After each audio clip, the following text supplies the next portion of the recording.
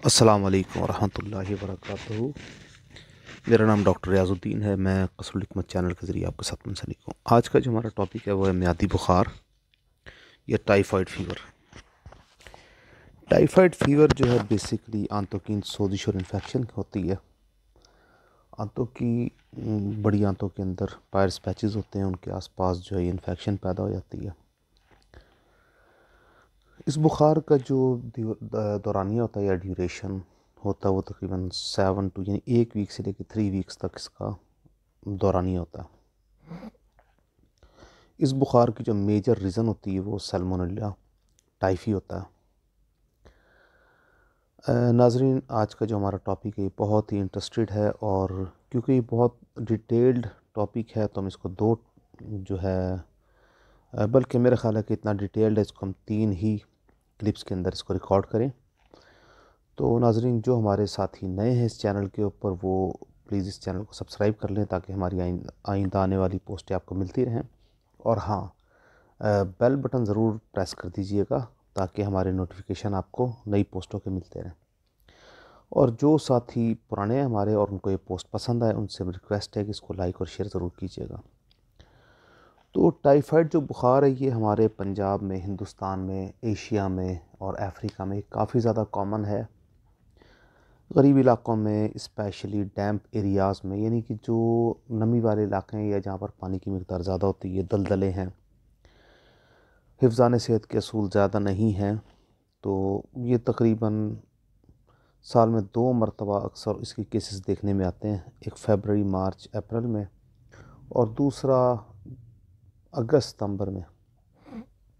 लोग डिफ़र भी कर सकते हैं इस पे, लेकिन मेरा एक्सपीरियंस ये है कि मैंने इन दोनों सीज़न्स में अगर किसी भी आदमी का टेस्ट करवाया तो उसमें सैल्मोनेला टाइफी का जो बैक्टीरिया वो मौजूद पाया। अब अगर हम इसकी डिस्क्रिप्शन के डिटेल के ऊपर आएँ तो हम देखेंगे कि सैल्मोनेला टाइफी जो है ये बैक्टीरिया की एक टाइप है, इसी की और अपनी शेप की वजह से इसको सैल्मोनेला कहा जाता है। जब ये जिस्म पर हमला करता है तो नॉर्मली क्या होता है, इरिटेशन जिस्म में डेवलप होती है। पहले हफ्ते में पेशाब का जो है रंग चेंज होता है, दर्द होता है, नॉर्मली कब्ज़ हो जाती है। कई दफ़ा कुछ पेशेंट्स में इन्फेक्शन की वजह से हल्की सी खांसी भी होती है। अगर हम ज़बान का मुआयना करें जो कि मैदे का एक आईना होती है, तो हमें उस पर एक तह नज़र आएगी जिससे महसूस होगा जैसे ज़बान गंदी है। पेशेंट कहेगा कि मुझे इतनी भूख भी नहीं लग रही और उसके बावजूद मेरा पेट फूला हुआ है। वीकनेस बढ़ जाती है। वीकनेस कई दफ़ा इतनी ज़्यादा चढ़ जाती है कि पहले दूसरे कई दफ़ा तो इनिशियली कुछ घंटों में ही चलना फिरना मुश्किल हो जाता है। ये और इतना मुश्किल हो जाता है कि सीढ़ियाँ चढ़ने का तो तसव्वुर भी नहीं कर सकता। लेकिन कई दफ़ा कुछ पेशेंट जो बड़े मजबूत असाब के होते हैं उनके साथ ये कंडीशन 1 हफ़्ते बाद भी लागू हो सकती है। तो ये जो सांस फूलना और कमज़ोरी, ये हम उसको लाजमी उसकी अलामत के तौर पर नहीं कह सकते, लेकिन ये कमज़ोरी के साथ डिपेंडेंट होती है। दूसरे हफ्ते में बुखार मुसलसल रहता है। पहले हफ्ते का बुखार 99 से 100 और 101 के आसपास रहता है। दूसरे वीक में जो है 103 से 105 तक होता है। किसी और बुखार की निस्बत इस बुखार में जो है बुखार लगातार रहता है, यानी उतरता नहीं है। मरीज़ कमज़ोर से कमज़ोर होता जाता है, बीमारी और गनूदगी में रहता है। गनूदगी मतलब ड्राउजिंग, यानी इसको प्रॉपरली आप सेंसेस में नहीं कह सकते। अगर आप उसको ऑब्ज़र्व करेंगे तो आप देखेंगे कि वो जागते हुए सोने की तरह होता है और सोने में जागने की तरह होता है, यानी कि याददाश्त के दरीचे उसके खुले होते हैं, बाकी मामलात में वो कमज़ोर होता है। सर दर्द भी होता है, खांसी बढ़ जाती है, दिन में तकरीबन 6 मरतबा, 7 मरतबा, 10 मरतबा तक, कई दफ़ा 1 या 2 ही सिर्फ पखाने आते हैं। पखानों का रंग जो है वो ख़राब होता है, नॉर्मली पीले या सब्ज़ होते हैं, यानी एक रंग के नहीं होते, ख़राब रंग के होते हैं। ये दूसरा मरला जब गुजर जाता तो तीसरे हफ्ते में कुछ पेशेंट्स में जिल्द पर सुर्ख व बनफशी निशान आने शुरू हो जाते हैं।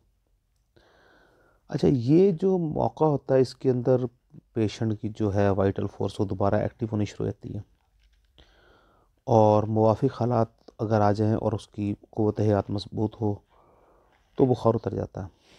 और अगर हालात सही ना हो, पेशेंट कमज़ोर से कमज़ोर हो रहा है, उसकी आसपास की कंडीशंस को चेंज ना किया जाए, उसकी वाइटल फोर्स को मजबूत ना किया जाए, तो मरीज़ कमज़ोर हो जाता है। नीम बेहोशी की हालत में मरीज़ के पट्टे और जोड़ मुतासिर होते हैं, मरीज़ की नब्ज़ कमज़ोर और ज़बान खुश्क होती है। यानी इनिशियली जो उसकी नब्ज़ में बहुत ज़्यादा क़ुव्वत महसूस हो रही थी, हरारत महसूस हो रही थी, वो गिरना शुरू हो जाती है। अब क्योंकि ये असीरुल इलाज है मर्ज़, इसकी अलामात का भी जो एक पैटर्न बहुत ही ज़्यादा है, तो मेरा ख़्याल है कि हम इसके पूरे के पूरे सिस्टम को एक पूरी पोस्ट के अंदर नए सिरे से समझें। क्योंकि टाइफाइड एक ऐसा बुखार है कि अगर इसको हमने मुकम्मल तौर पर इसका इलाज नहीं किया तो आंतों के अंदर शदीद इन्फेक्शन का बायस बन जाता है, जिससे जिस्म इंसानी कभी भी मुकम्मल तौर पर दुरुस्त नहीं हो सकता। कम से कम जो हमने इसमें अलामत देखी हैं वो टाइफाइड के बिगड़ने के बाद लातों का सूख जाना, बवासीर का हो जाना, आंतों में लगातार इन्फेक्शन रहना, ज़लकुल अमा या डायसेंट्री की कैफियत पैदा हो जाना, यानी कि बहुत ही ज़्यादा अमराज पैदा होते हैं, जिसम सूखता चला जाता है। और अक्सर औक़ात ये होता है कि पेशेंट ठीक होने में नहीं आता। अलामात में तब्दीली इतनी ज़्यादा होती है, ये इतनी शिद्दत के साथ होती है कि मरीज़ का इलाज करना मुश्किल से मुश्किल होता जाता है। तपे मुहर्रिक़ा भी इसको इसलिए कहा जाता है कि इसमें अमूमी तौर पे दाने भी निकल आते हैं जिस्म के ऊपर।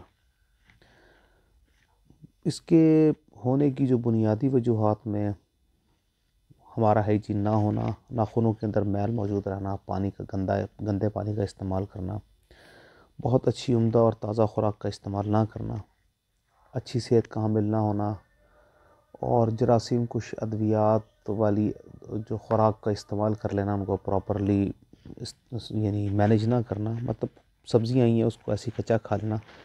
हालांकि रिकमेंडेड होता है कि आप उनको अच्छी तरह धोकर खाएं, अपने हाथों को धोकर खुराक को इस्तेमाल करें, बर्तन आपके साफ़ सुथरे हों। अगर आप ये सब नहीं करते तो ज़ाहिर है आप टाइफाइड के टारगेट हैं। टाइफाइड का जो सैल्मोनेला टाइफाई आपको अपना कैरियर बनाएगा और यकीनन उसके बाद ये मर्ज़ बढ़ता जाएगा।